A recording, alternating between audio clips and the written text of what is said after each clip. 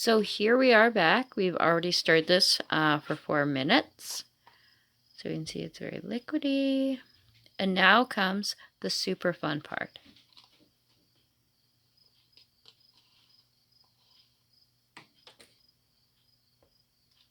I normally never recommend putting anything on a canvas, but we're going to resin it, so it's good. So here I have this kind of goldish glitter. It's like a silver gold kind of. And I personally like that effect that it brings for the stars. And by accident, I happened to knock a bunch of glitter into resin, and with multiple colors, and I was like, oh, I really like that, what it does, how it sparkles with it. So what we're gonna do is just be putting this glitter in. I like to do it this way for some reason. I don't know why. Can't really explain it. So, and then because we have kind of a purple in the piece, we're also going to use purple glitter.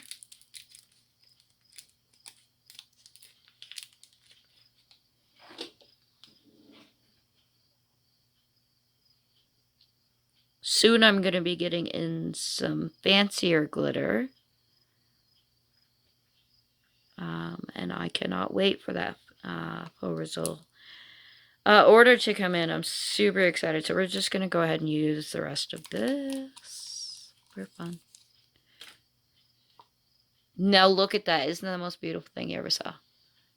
That's fantastic. So beautiful.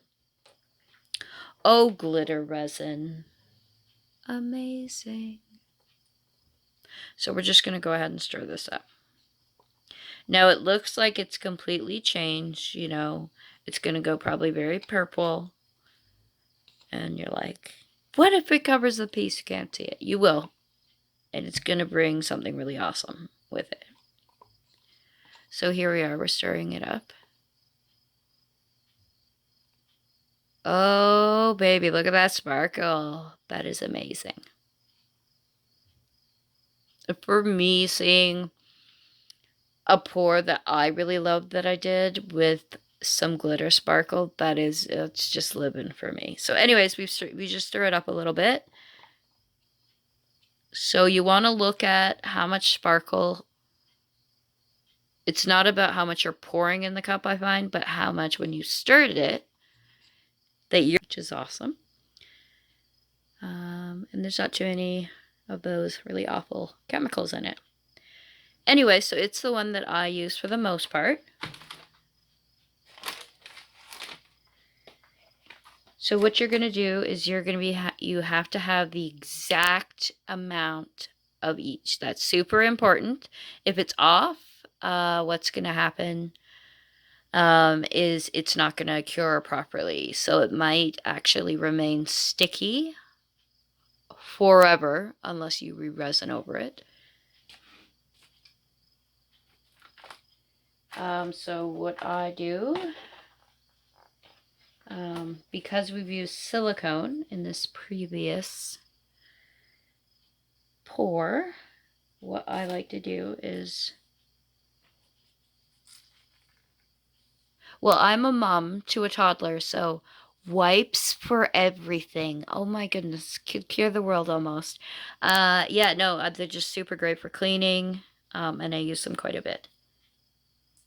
Besides child purposes, obviously. So I've got some alcohol on this. It's a little wet. I would not be using it if it were dry because of the pieces that could come off. Just kind of, we're going to wipe it down because the silicone is going to come up through the paint because you've stirred it. So it's going to come up through the paint.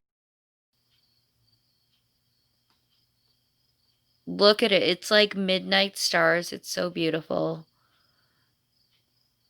I think the most important thing as an artist is to like love what you do, you know, don't just be doing because it's in or somebody told you you had to. Do it because you love it, because it makes you just so happy. So again, we're going to be tilting this. So we can see that we've now got it on 3 sides. Woohoo! So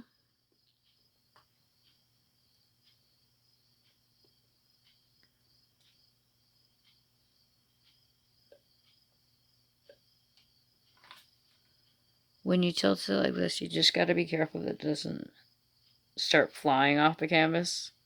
I've had that happen.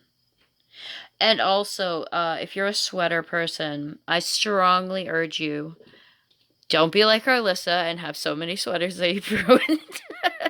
Because I'm cold, so I don't want to take it off. And then I happen to obliterate them. This one old gray sweater that's like got every color of paint that I've used in like a span of, I think, 4 months on it, resin on it, which makes it really dark, especially if it's like a gray sweater. Like that poor sweater was. So you might end up with like a couple spots that you can see don't have the resin. So make sure you go over that. I like to keep the top of a like giant Tupper lid kind of thing. For my resin. I hope one day to maybe peel it off, or I don't know what I'm going to do with it. But it's really cool looking. Much like this piece.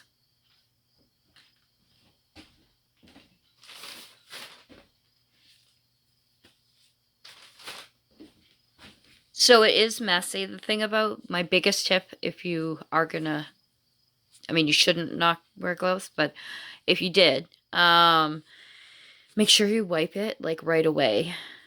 Because if you don't, you're gonna stick to everything. And if you get the slightest like bit of like dirt or something on you, it's like stuck on you. And then I like to use, I use like a face wash, and it helps really get it off. That's what I found works the best. But also soap and water. It can take a few times to even like for me to like get the resin fully off. Anyways, woo, clean hands. All right. So let's take a look. So in the reason that I like these like kind of half circles, but not fully circles, or different shapes, is because you can get this effect of my camera reflecting. Ha! Funny stuff.